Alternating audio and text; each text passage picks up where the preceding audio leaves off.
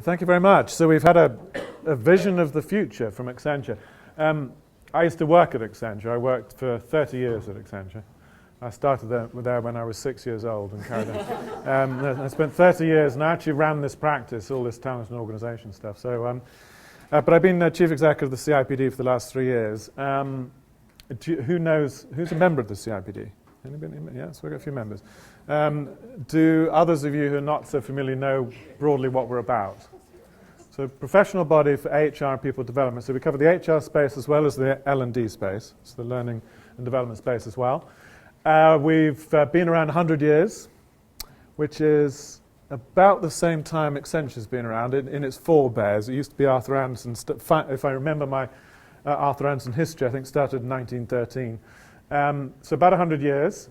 We started as what was known as the Welfare Workers Association, and I always find that interesting because actually we now talk about well-being all the time. There is nothing new under the sun, right? You know, it's back to the future on some of the things we now talk about because well-being is a really important subject in business. And 100 years ago, that is what this institute was focused on, which is really interesting. So I'm not going to spend a lot of time on the kind of future stuff, but I am very, very interested in what is driving the future of work. And Yunhan has given an interesting perspective. I think a lot of you would probably look at that and say, oh yeah, but that might be for a technology company. Is that really me? You know, the reality is there's a great quote by a science fiction writer called William Gibson, which it says that the future is already here, it's just unevenly distributed. Right? So the reality is you can point to the Zapposes and all these sorts of companies and saying they're doing something very different, it's all digital, or Accenture itself doing all these sorts of things. But there are many of us who are, frankly, quite some way from that. But the pressures that we have as businesses to be agile are driven by a lot of things. And one of the things that I think has been driving it for quite some time, which is even more profound than digital, I would argue, is actually globalization and economic change. Because we are in a globally competitive world.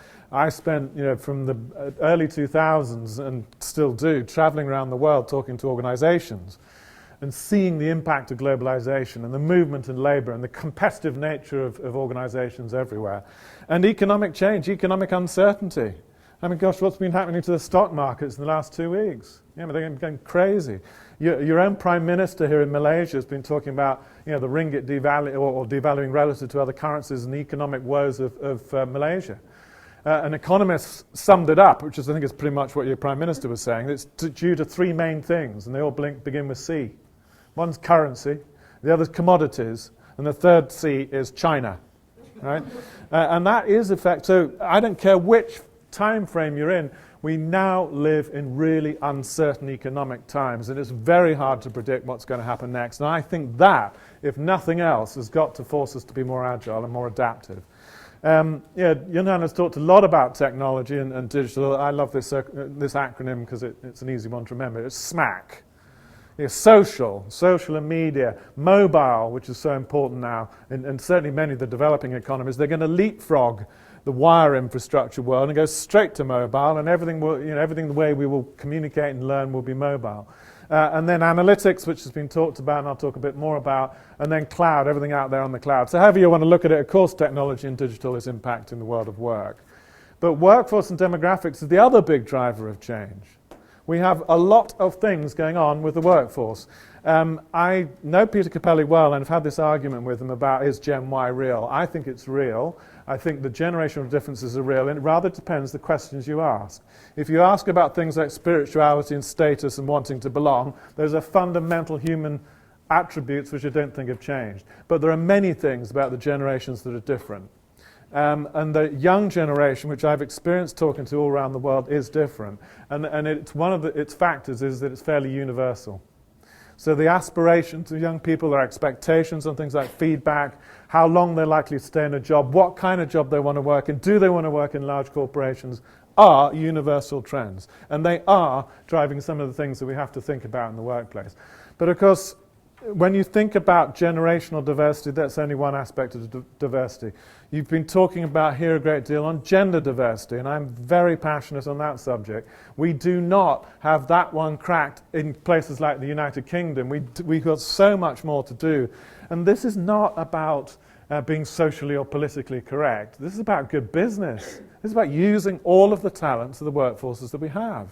And whether it's gender diversity, whether it's generational diversity, whether it's ethnic diversity, aspirational diversity, educational diversity, or diversity in how and where we work, these are the aspects of diversity which is driving the modern workforce. And the modern workforce is much more diverse. And when you talk at national governmental levels, as we were talking with Johan earlier, and we've been talking with the Malaysian government, with the Singaporean government, doing a lot of work in the Gulf and places like that, these are issues which are driving national agendas just as much. Because in a globally competitive world, the question is for pretty much any nation, is what are you going to be famous for? What are you going to be famous for? What are the industries? What are the skill sets you need to be famous for? Where are you going to invest in the talent and skills in your workforces through the educational system that closes the gap? Because we have a growing gap between education and the world of work. The skills supply and demand imbalance is getting quite critical. And one of the reasons for that is because of the changing nature of work.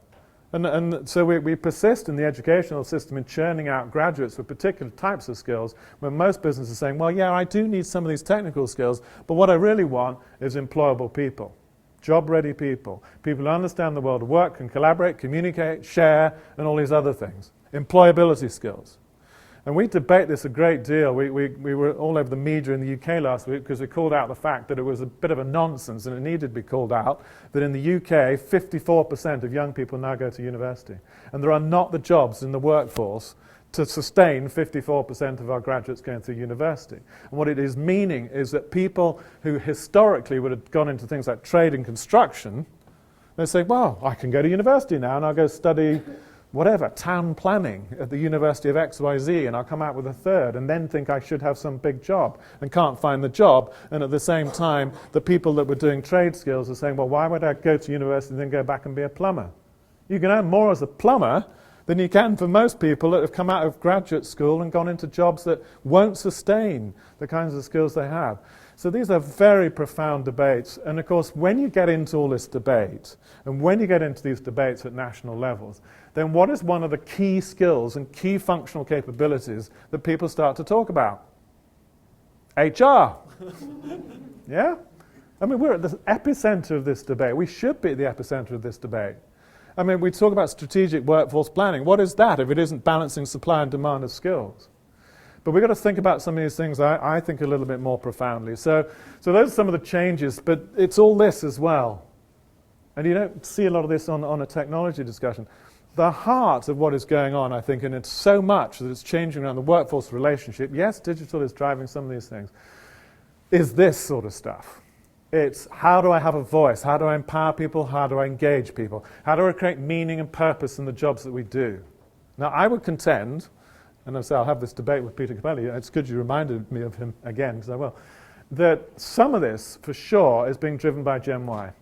Gen Y are coming into the workplace, and I witnessed this myself when I was doing graduate recruitment for Accenture over many years, the shift as Gen Y started to come into the workforce, the millennials, that they started to ask questions about what is the meaning of work. It wasn't just about money.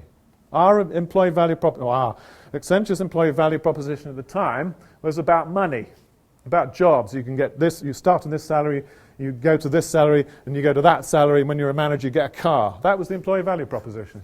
Right? I'm not kidding. I absolutely kid you not.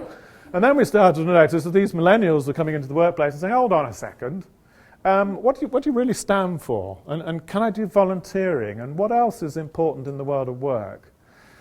And this has been part of what's driven corporate social responsibility as an agenda. It wasn't my generation suddenly waking up one day and thinking, oh my goodness, we better start to think about corporate social responsibility. Now, we've adopted the idea, it's important. But we've got an awful lot to do to recognize if I take these ideas, like what is the purpose of our enterprise and how do we create that sense of meaning through to jobs, has never, ever been more important. And it isn't just about the millennials. It's truly about engagement. And if you are interested in the subject of engagement, which I hope you are, because it's a very important one, go read Dan Pink's book called Drive, or The Surprising Truth About What Motivates Us. And he, like so many people today, are going back on decades worth of psychological research that reminds us about what's really important. And he summarizes it all in three things. He says the first thing that drives engagement is a sense of purpose. Why do I do the things I do? Why is it I should do this job? What is the purpose of this job? What is the purpose of the organization? And in a world, frankly, that we've driven over the last couple of decades or so, which seems to be, in the commercial world, largely driven by profit and not much else, people are really questioning this stuff. I know there are some banks here, and to be not too unkind to the banks, the banks have actually not been very good at expressing what their purpose is, and indeed, and I'm certainly not pointing the finger at banks in this part of the world, but banks in Europe and the United States that frankly were at the epicenter of the global financial crisis were not doing what you would think the purpose of a bank is. The purpose of a bank is not to enrich its employees. The purpose of a bank is to look after our money and to help oil the wheels of the economy. But there was too much going on, and it wasn't just banks, believe me, of thinking their purpose is actually to enrich their own employees. And then have employees motivated and not even understanding the consequences of their action because it wasn't linked to a clear purpose. If my only purpose and my only measures that are being used are about driving sales, regardless of the consequence of those sales, then that's what I will do. And I will maximize my performance accordingly in order to make sure I get paid a lot of money. So this is a very profound debate, and it's going on everywhere. It's going on here. We have the same conversations here. We're talking to the regulators and governments, so the financial regulators are on this particular thing as well. Because there's another very important point that lies behind this, which is that we cannot change behavior by writing more rules. Would you agree with that? Yes. And guess what? That's been known for decades. Right? It's what's so interesting about the world of work and what we've created over the last 20 years is a rule-bound world. We think that the right way to manage people is in hierarchical command and control structures where the manager's job is to tell everybody what to do. And then what do we do typically in HR? We write a lot of policies. And what are policies? Policies are rules, right? And we've been very good at writing policies and rules. Because the belief system largely has been one that I've got to control the behavior of people because they're not responsible. It's a parent-child type dynamic, and we write a lot of rules. And that's been the prevalent culture of business, I would contend, for the last 20 or 30 years. And now it's beginning to change. You can see companies like Zappos.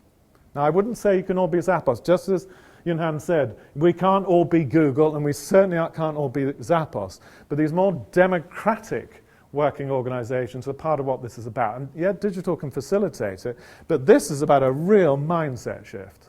It's about what do we believe is important in the world of work. And if we believe these things are important, about engaging people, about giving them energy, giving them a sense of purpose, aligning them, building trust, and my goodness, that's important. There's a great expression in Dutch which says that trust arrives on foot and it leaves on horseback.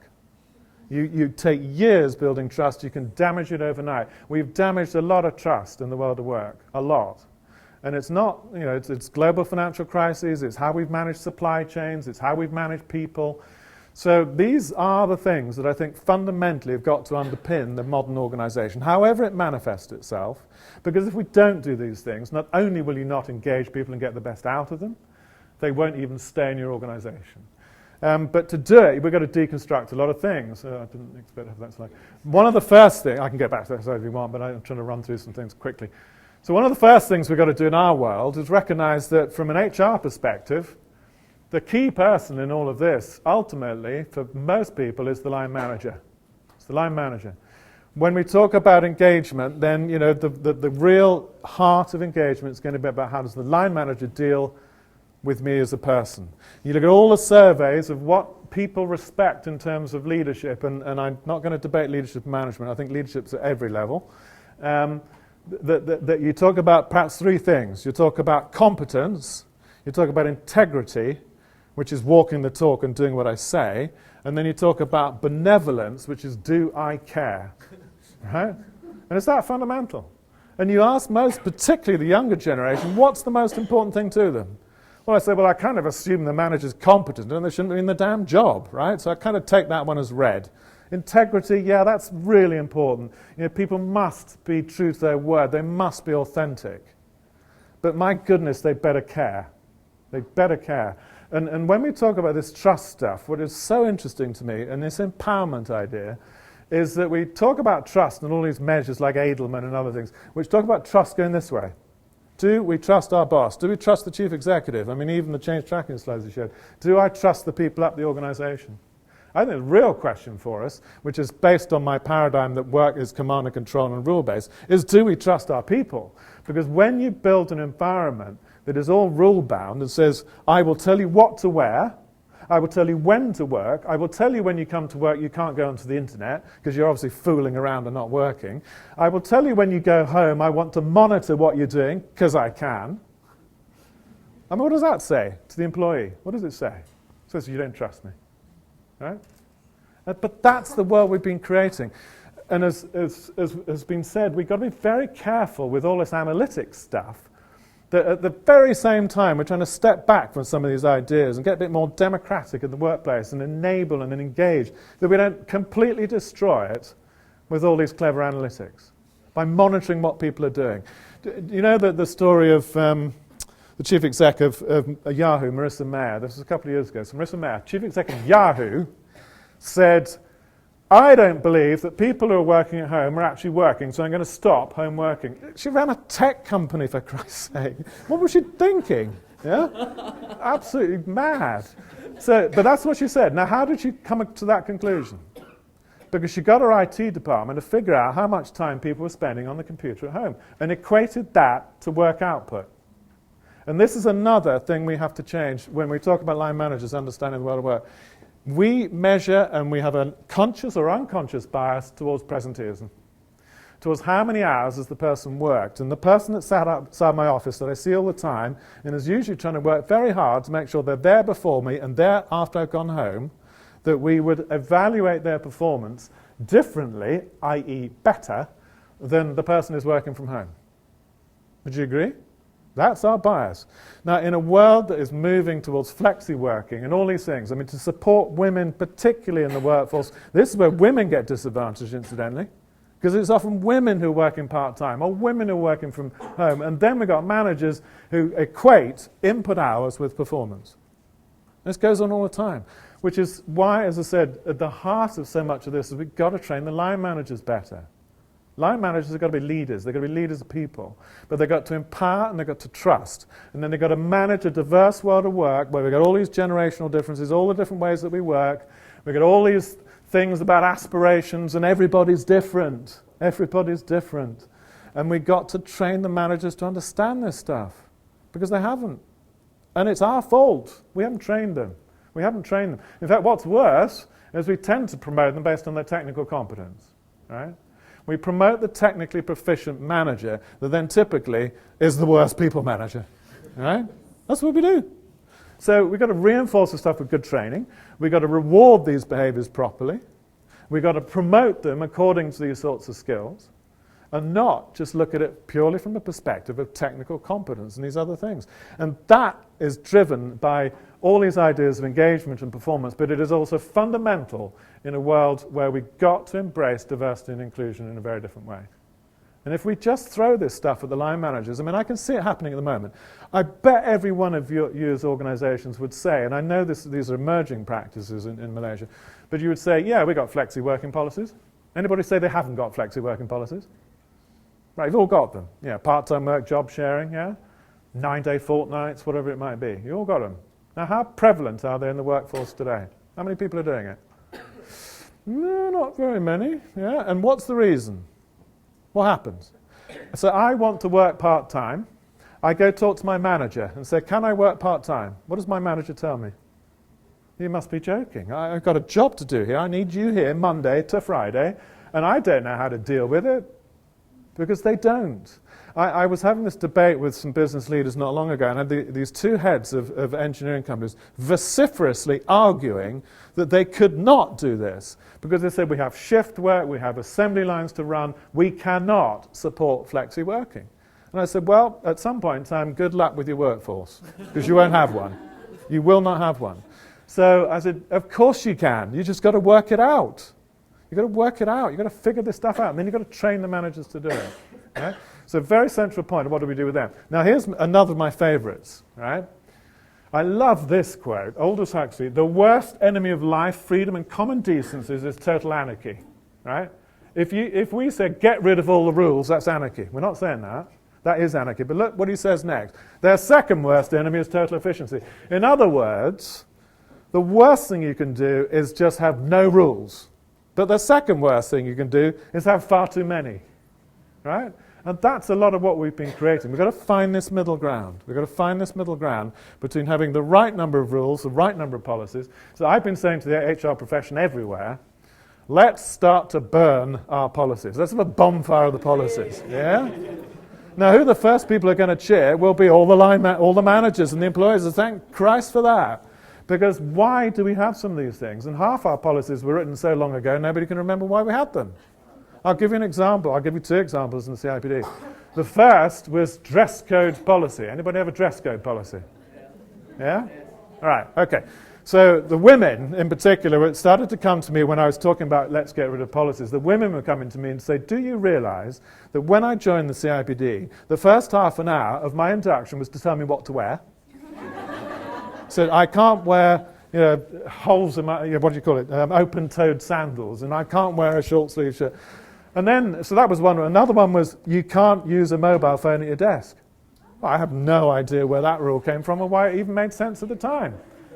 So what these were saying is I'm not even treating you as an adult. It's back to my trust point. We believe we have to tell women what to wear at work like they've just appeared off the planet Zog and arrived at work and they don't know how to behave. But this is the stuff we've been doing. So I absolutely would encourage you to go through your list of policies and ritually, in front of the organization, because they'll love it, burn half them. Yeah? Because it is about shifting our world from a world of control to a world of enablement. And in HR, our common practice has been to think we like to control things, right? And if you remember, I mean, you can read endless surveys of why managers get frustrated, or people, employees get frustrated with HR. What do they say? It's the function that likes to say no, too many controls, or we get sick if you're down processes, like performance management. Have you had that conversation? Have you asked your line managers how much they like your performance management process? Have you asked them that? If you looked at a somewhat absolutely low, it would be way up in they were way down at the bottom. No, I do not like your performance management process, because this is another feature of all of this stuff. We have substituted process for getting out there and really understanding purpose. So, what do I mean by that? I've talked about purpose and how important it is. I use performance management as a good example, and it's a great place to talk about this because Accenture has become one of the exemplars of this thinking. Is that what is the purpose of performance management? It's not a trick question. What's the purpose of performance management? Would you agree it's probably to improve performance? Yeah? Well, linked to reward, yeah, but I would say more at its heart, it's to improve performance. And that's what we're trying to do, isn't it? And that's what a lot of HR is about. We're trying to help people to perform better. And then we have this process that we write, which supposedly helps people perform better. And the question is has it? And I think a lot of people are starting to challenge it and say, I'm not sure it has, actually, if we're really honest about it. What we've created is often a very burdensome process. I remember talking to one of the big banks 3 or 4 years ago, and they were introducing a new performance management system, and I said, thank God, you certainly need one. And then I said, and how are you going to communicate this to the organization? And they said, this is the HR team, and they said, that's okay, we've written a manual. And I said, oh my God. And they said, yeah, we've written a 50-page manual to explain the performance management process. And I said, who thinks that's good? And they said, the HR business partners. And I said, that is not your audience, is it? Your audience is the line manager. What do you think that process does to a line manager, apart from, frankly, piss him off massively, or her? It distracts them from what they should be doing. Because what we do with a big process that says, okay, every 6 months we'll have a formal interview and you'll have the tough conversation and we'll go review all these smart objectives and all the other things we've built into this process. When actually what you want the manager to do is to have a regular conversation with the employee. Regular feedback, regular coaching and support. And if you say to them that all this stuff about having feedback is enshrined in a process which you have to document and have a formal conversation every 6 months, you have distracted them from what they should be doing. And that's one of the reasons they hate it. The other reason is they do not understand why you have to document all this stuff, and neither do I. I'll tell you, actually, I think I do understand why you have to document it so much.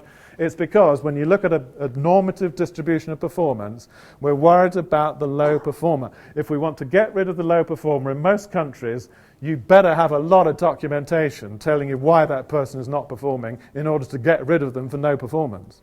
Yeah? And that's how we've created a lot of this stuff. So this is really, really fundamental. And I love Dilbert, and you can read the cartoon. Yeah? That is what organizations think we've been doing. They're getting suspicious about our random policy generators, guys. Yeah, so we got to change this stuff. And this is a lot about mindset, and it's a lot about trust, and it's a lot about HR being there to enable the organization, not to control it. So come back to Accenture and their performance management stuff. You've probably read this. It was all over the international news. They're not alone.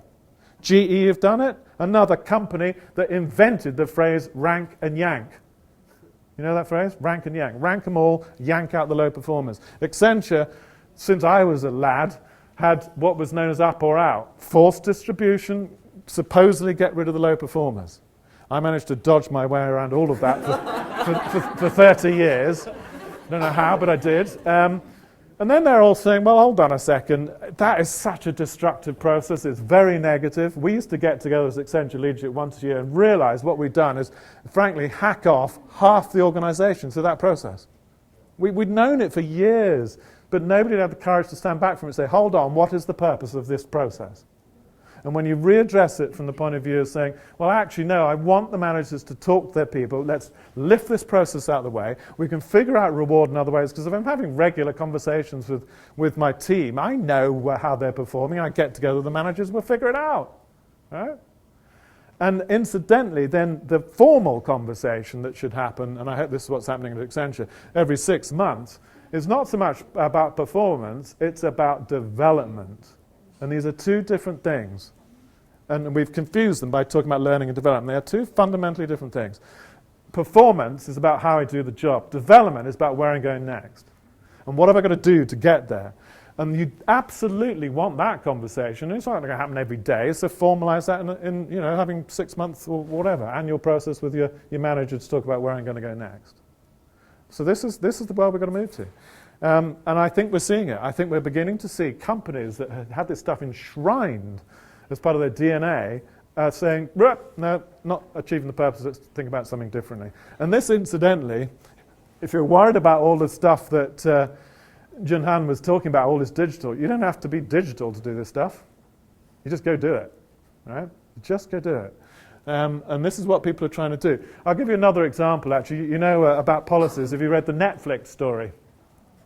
This story, where they got rid of their holiday policy. There's another favorite one for HR. Don't we love to control holiday allowances and tell people how many hours they've got left in their year and all this kind of stuff?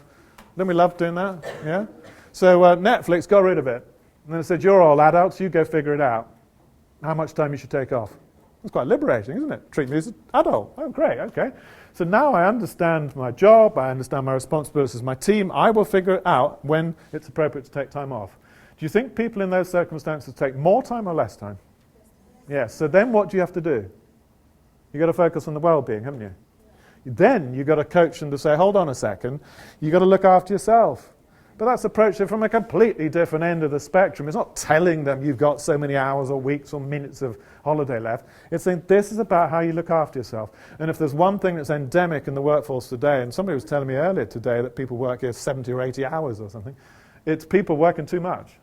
It's people working too hard. And we're going to coach and support them not to have to work so hard, frankly.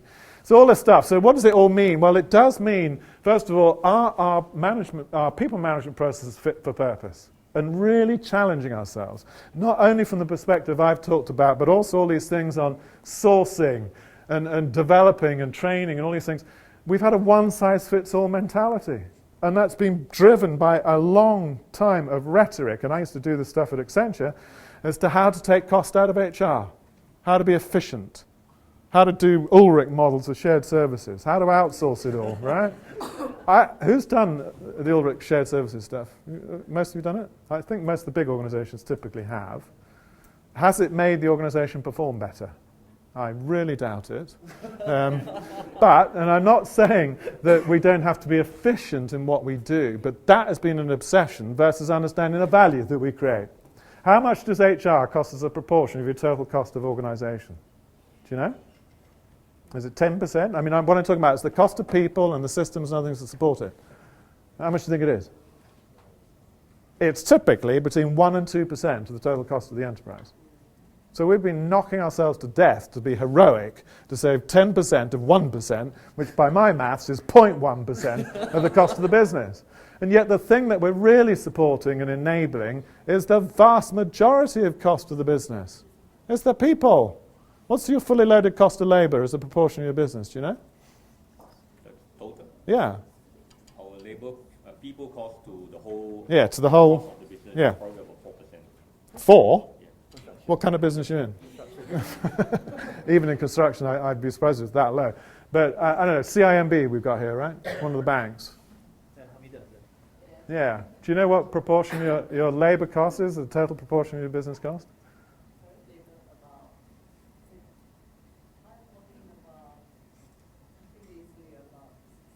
Yeah, 60, 70%. For most businesses, actually even in construction, I think it's higher. But no? No, that's interesting, okay. But typically, on most businesses, it's 60% to 2% of the cost of the business. The biggest cost for us is materials. Yeah, materials and other things, yeah, no, I accept that. And of course, in manufacturing... there you go. So you just pointed out something really important. So, and I'll come back to it in a second, right? I'm going to come back to this in a second, because there's a very important point here. Anyway, so we are influencing all this big cost, and we've got to better understand value, right? So we've got to think about it from all these perspectives. The point about this slide was to say we've got to think about our purposes of processes. We've got to align our processes and what we do much more, not rather than just standardizing it all because that's convenient for us to be efficient, but focusing the processes on all these different diverse elements of our organization. What it requires to coach and support and mentor and develop women is sometimes different from men. If I want to target, I don't know, young people from disadvantaged backgrounds to bring them into my organization, because that's what I believe is important, I've got to have a different recruitment process to do it. It is a different recruitment process to recruit a school student versus a university grad. All these sorts of things. And yet we've applied these monolithic processes to everything. We've got to think about the differences in our workforce. That's what diversity is about, and then we've got to adapt our processes as well. So that's another dimension of it. And then very quickly, we've also got to spend much more time on this stuff. I mean, we've obsessed again about talent management. And that is, of course, important. It's very, very important. But all the stuff that Yunhan has been talking about automation and digitization and what the world of work is going to look like, my God, if we don't pick that intersect that he talked about as human ability, I would actually prefer to see 3 circles, incidentally. Yeah, business, technology, and people. Isn't this the little bit in the middle? People's a bit more fundamental than that. Just a tip. I can't tell him what to do anymore. I don't work here. But anyway, but seriously, we in HR have got to get involved in this debate much more. We need to design the jobs that make sense and have meaning, and we are approaching a world where I have seen many examples, and some of which sadly I've been responsible for, where we have let automation, things like work scheduling systems, de-skill and to a large degree dehumanize the job. And you all know about scientific management, don't you? Yeah. And we all thought we got rid of scientific management. Well, I can tell you, scientific management is alive and well. We are creating jobs today which have very little meaning and very little reason why you even have a human doing it. You know, I see stock pickers with computers on their arms going around warehouses, and the computer's telling them where to put their hand to pull the stock out. Why don't you just get a machine, right? How's that using a person sensibly? Or work scheduling systems that tell people where to go, where to be, at what time, how long that job's going to take, and when that job's finished, clock in again and I'll tell you where to go next. I see that a lot. Anybody work in utilities? We do a lot of that stuff in utilities. That was supposedly optimizing the workforce. But what it's done is disempower and disengage the workforce. Because then as a person I have no autonomy. I have no control over my circumstance, my job, or anything. So if I finish one of these jobs that the computers decided I needed to do in 20 minutes, in 15 minutes, I have no motivation to do anything except sit and read the newspaper. Right? So I didn't quite finish Dan Pink's story about the three things that drive. Purpose was the first. The second is autonomy. It's the sense I have some control over my environment. If I have no control of my environment, I don't care whether I'm a floor cleaner or the chief exec, then it is very disempowering and it's disengaging. And the third thing you talked about was mastery. Improving. I want to improve. And your job as my boss, or your job as the L&D function or HR function, is to help me improve. So those are very fundamental points. So we need to be much more involved in job design, understanding new organizations and roles, understanding change, as has been said, culture and all these other dynamics. Because these are the things that are going to be central to whether we can make best use of skills and capabilities that we have. And incidentally, it's also about, I mentioned supply-demand imbalances between skills and the world of work. We can affect that from the work end. If you can't find the skills for particular jobs, then redesign the job. Redesign the job. You know, there was a story I was telling this morning, which is a really good one, which is a hospital in India that could not find enough ophthalmic surgeons, eye surgeons. There aren't a lot of eye surgeons in India. But they had a lot of people coming in for cataract operations.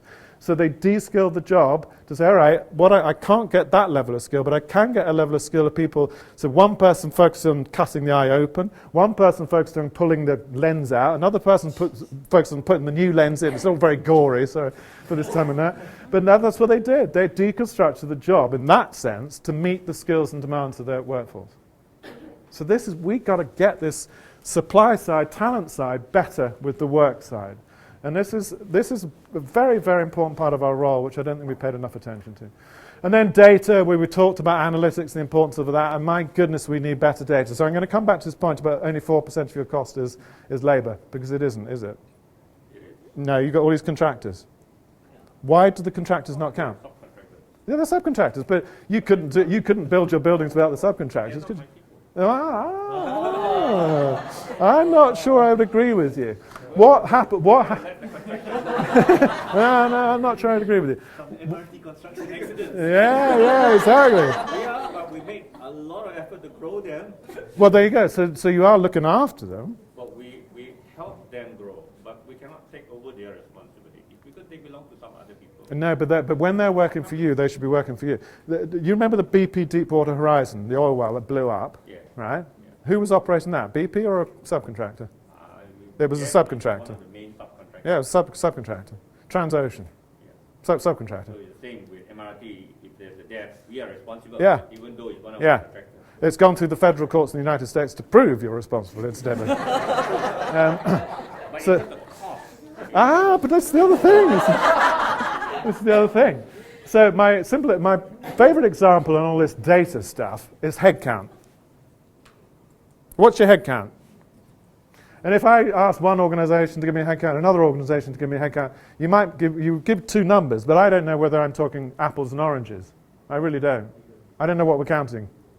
And incidentally, have you had an argument with your finance team about what the headcount is? Yes. And who wins the argument? Finance. Right? So this is crazy stuff. It's crazy stuff. If we're saying that, 2/3, whatever, of the cost of an organization is people, where do you think value comes from, incidentally? If you look at economic value of an enterprise today, and if I told you that most economic value it's not recorded on your P&L, and it's not on your balance sheet, because what is it? It's about people. Intangible value, or brand is another intangible value. And intangible value, Johan, for accountants, you're looking a bit bemused, is stuff you haven't figured out how to record and count. That's what we mean by intangible. And yet that is now the majority of value in enterprises, is intangible. And this people stuff is at the heart of it. So all the way from kind of we need to understand value in enterprise, all the way down to things like we need to understand the demographics of our workforce. And I absolutely applaud you for what you're doing in terms of getting this kind of data out into the public domain, which says, I want to know about your organization. I want to know the people that you employ. I want to know the gender diversity that you have in your organization. It is incredible that in the 21st century, we often don't even agree what the headcount is. We're not recording sometimes, let alone even reporting, things like gender balance to the organization. We report what we have to report. Yes, but that's the point. So no, you're right. There are 2 points here, right? So I would say to run your business, you need to understand this stuff much better. Would you agree with that? Right? We must understand the people better. We must understand the demographics. We must understand where the turnover rates are highest. We must understand engagement. You all agree with that? This is stuff we must understand, and business people need to understand as well. From an external reporting perspective, why would we say this is a good thing to report externally? To put more pressure on the organizations to do it well, right? If we're saying gender diversity is important, and it is, and as I said to you before, this is a business issue, it's not some social policy I'm on about. It's about using the talents of the workforce. And if you want organizations to manage their gender balance better, then one way to get them to focus on it is to get them to report it. It's just human nature, right? And to me, it's incredible in the 21st century. We are not required to report these things. So we're all on a campaign, Johan included, to get organizations to record this stuff and report it. And so when we talk about all these clever analytics, predictive analytics, and all these other things, start with the basics. I mean, if we are not understanding the demographics of our workforce, the turnover rates, things like engagement, then we're nowhere. And we should. And be careful with analytics too. You can get all these witch doctors from IBM and places like that flogging you this idea that all you need to do is buy their smart workforce stuff with Watson, their supercomputer, which is one of the things that drove the Turing test thing, right? And that Watson's going to figure it out. Oh, great. So I just throw a whole bunch of data at Watson and it'll figure it out for me. Well, the problem we have is all of this. We've got too much volume. It's changing too fast. There's too many sources for it, and it doesn't all add up. That's one problem. The other problem is we've got to be clear on the business problem we're trying to solve. There's a very good article in HBR written by Dave Ulrich and Thomas Johansson, who's the head of analytics in the HR team at Shell. And they make this point. One of the clever things that everybody will tell you about analytics, I can be predictive analytics. I can predict, by adding all these different variables together, who's likely to leave your organization, particularly high performers, what's going to make them leave the organization. Right? All very clever stuff, all gone through Watson, probably cost them a fortune to get it. And then they presented this data to the executive team. So we figured out these are the things that make our high performers leave. And the executive team looked at this for a while, so it's all very clever, and then they said, oh, by the way, how many of our high performers are leaving exactly? And do you know what they said? Less than 5%. So they said, so what problem have we just solved? Right? We haven't solved any problem. We've done lots of clever analytics, spent a lot of time doing it, but we haven't started from the business problem in. We must start from the business. What business problem are we trying to solve? What's important to the business? So we're doing a lot of work on this. We're working very closely with the accounting profession, because as I've already said, the accounting profession has just as much interest in understanding stuff as we do in HR, to come up with some common frameworks and some common definitions. And we're working with international standards organizations on this as well. And you'll be relieved to know one of the first things we're going to say is headcount. And when we say headcount, we don't just mean your employees. Somebody made the point, I think you made the point, Jan, that the world of employment is changing. It's not just about employees all the time. It's about all these contracted workers. And that is not just the people running your security desk, incidentally. It's people doing clever stuff. Because as Yun Han pointed out, young people today doing these data scientist jobs or weird stuff, a lot of them want to work for themselves, and they want to contract their skills out to organizations. And are we going to pretend they don't work for us and not count them? Well, we can't, but we've been doing this stuff. We've been playing games with these things. We've been playing games with the accountants to pretend our workforce is a lot smaller than it is in order to make us look more productive. And it isn't right. Because not only is that not right economically, it also says if you're not counting them, then they literally do not count. You're not training them, you're not engaging them. Yeah, we've all done it. We'll have a town hall call with all our employees, and there's a contractor sat outside. I mean, it's ridiculous.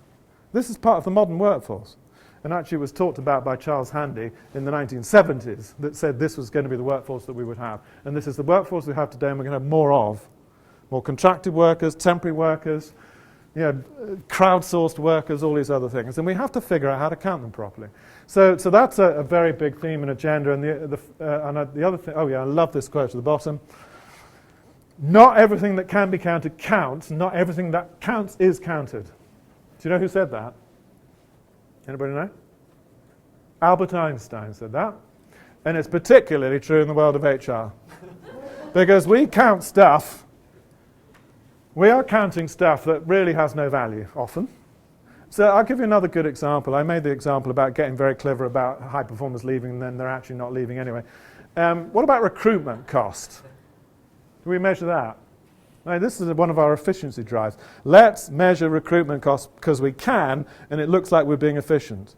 What would be a better measure of recruitment if it isn't cost? What is it? What's important? What's really important in recruitment? Get the right people. Yes. And in today's world, everybody's moving to the idea more and more that I can't get the skills from education or something. I'm going to have to train them anyway because the world of work changes so fast. So what I really want is the people with the right attitude, aligned to the values of the organization, who have the right aspiration and are going to fit into my business. Would you agree? Now, that is harder to recruit for and will take longer than just saying, have you got the technical skills, your CV looks great, you're in. Right? Oh, I'm worse than that, actually. You look a bit like me as well, so that's even better. Yeah? And that's the way, which counts against diversity, of course, right? So now we're saying, okay, recruit for those other things, and then for goodness sake, measure what counts. And what counts is whether I recruited the right person. So you want to look at, and I've done this with organizations, start with all the effort you spend on recruiting mid to senior level people, and just look at how long they stay in the organization. If you're not measuring it, you might be a bit disappointed, frankly. Because we go through lots of effort, particularly of hiring senior people, and they come in, and they're not quite in the network and the culture of the organization. They come in and they try to perform, and then, it's not all working, and they leave again. So just basic stuff of that nature is really, really important to us. And then this other thing that I love, which is really important, is we have got to go back to our roots. What are the roots of HR? What's important about HR? People. Yay! And what have we got to understand about people? How they behave, how they learn, what motivates them, what engages them. Yeah. Give me a good model for engagement. Oh, motivation, I should say. Anybody got a good model for motivation? Maslow? Anybody want to offer Maslow? You know when Maslow wrote that? Adam Sandler. Yeah, well, maybe, yeah, he's a good model for motivation. Do you know when Maslow wrote this famous model, which we love using, in 1943? Right?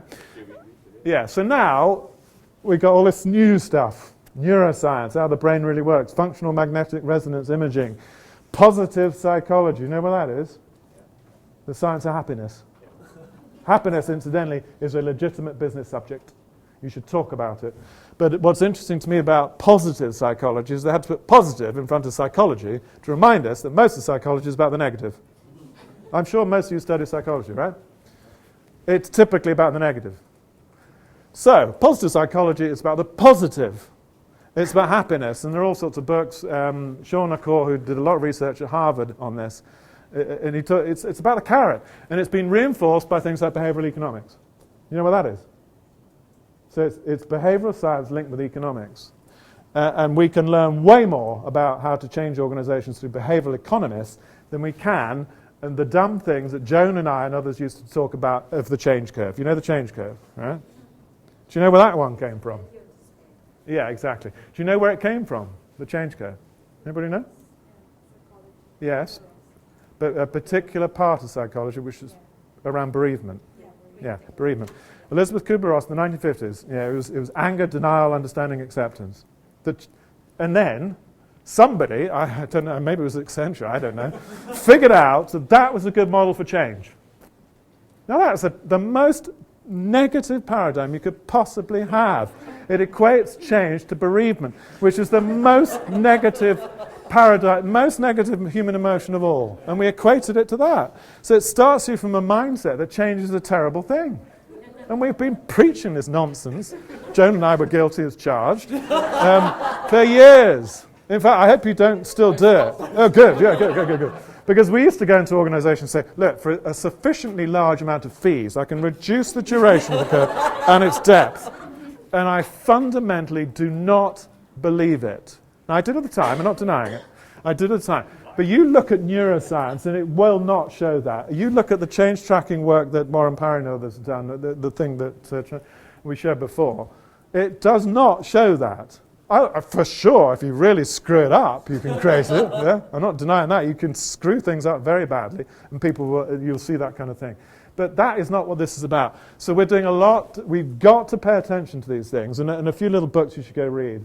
Thinking Fast and Slow by Daniel Kahneman. Anybody read it? Brilliant book. Go read it.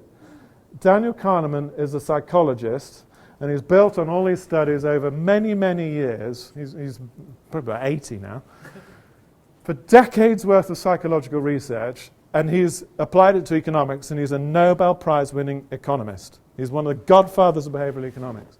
And he talks about very basic things. Why do we make decisions? How do we make decisions? Why does the emotional brain override the rational brain? What he calls System 1 and System 2. And why is it that we only respond to things, he calls it Wizziati. What you see is all there is. We have a predisposal as human beings just to imagine that our world is defined by the things we've only ever seen and experienced.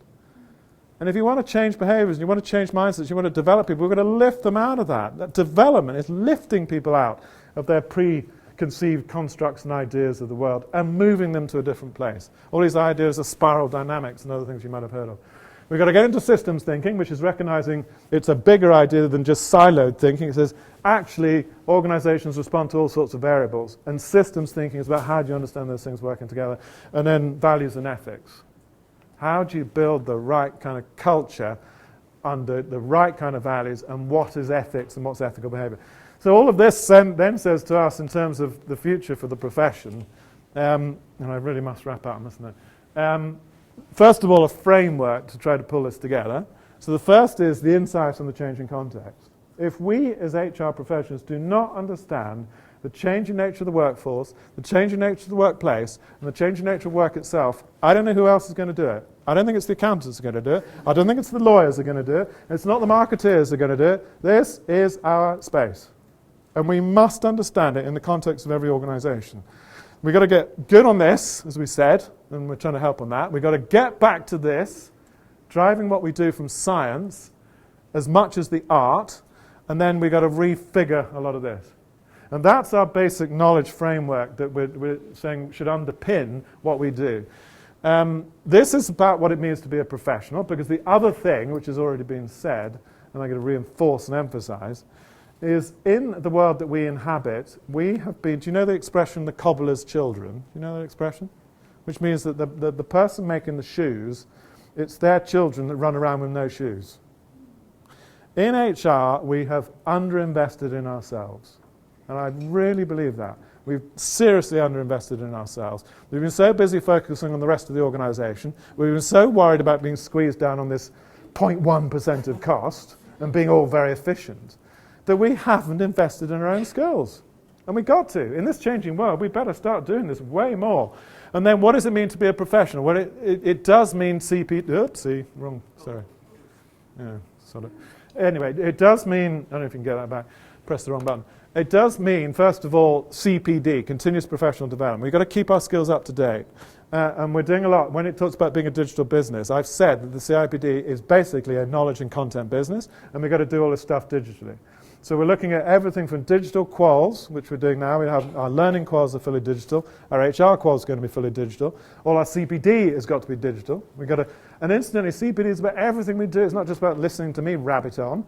It's about, I read a great book, I saw a great article, I saw a great TED Talk, I saw a great YouTube video, and I want to collect that, and then I want to share it. I want to share it. And that's what we're trying to do with CPD. Thank you. The body of knowledge and skills I've already described. What are the skills and capabilities that we need for the future? And as I said, I think they are a little different. And then this one. What about this one? You know, I've talked a lot about purpose, and we're talking about values and ethics. What are the principles that underline good business? And we've got to be at the center of that debate, because an awful lot of what HR is about judgment. And in a world where we focus so hard in businesses on the stakeholder of the shareholder, Who do you think is the most important stakeholder in the business today? Well, name me some stakeholders besides the shareholder. Who? Employees, yes, number one. Customers, suppliers, contractors. Yeah, they're all stakeholders. And we've got to figure out, in our world of business today, it's got to be much more about understanding the principles which should drive decision making, where we have to understand the balance between these different stakeholders. The balance between reducing the size of the workforce in order to hit a profit target to satisfy our shareholders versus saying, well, hold on, shareholders, for a second, I'm going to continue to invest in my workforce because I believe that's the right thing to do.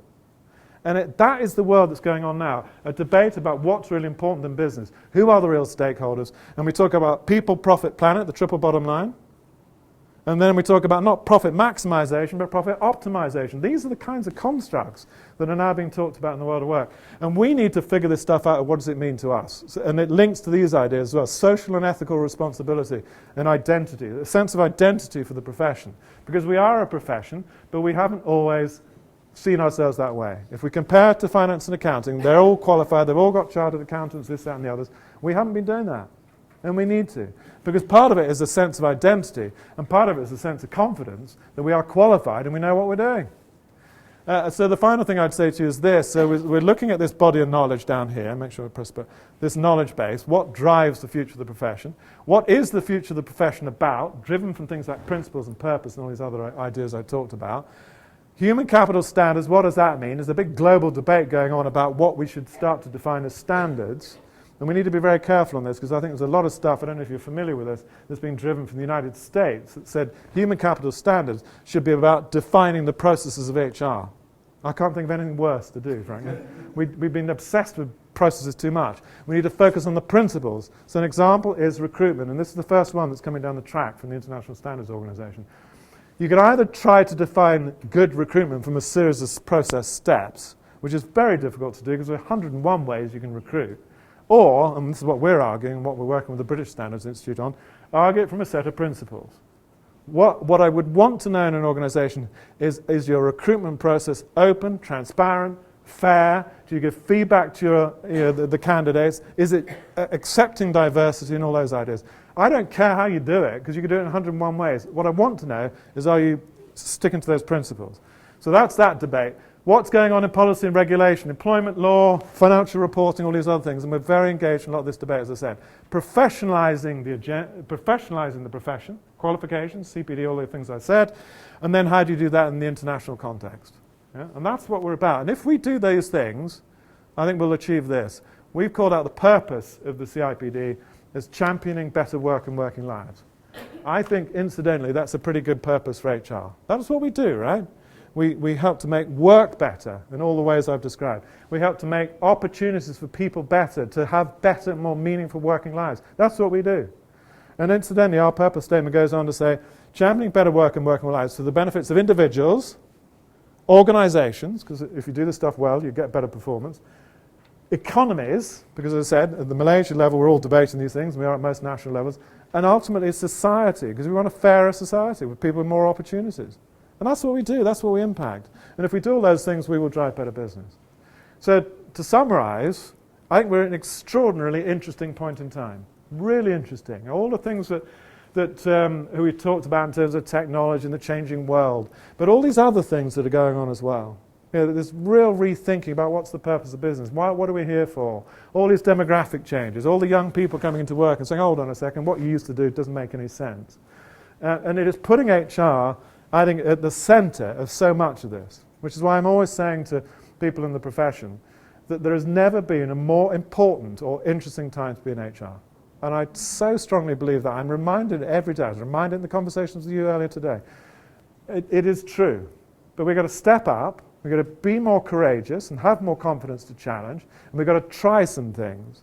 And if you worry about whether it's digital or burning all your policies, well, let's just go try it.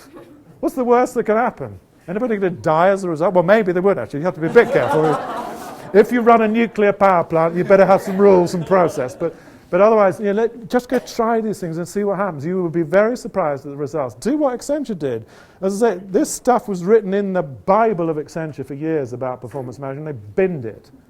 And the organisation, I'm sure, is utterly thrilled. Yeah? So, thank you very much. Oh, wow.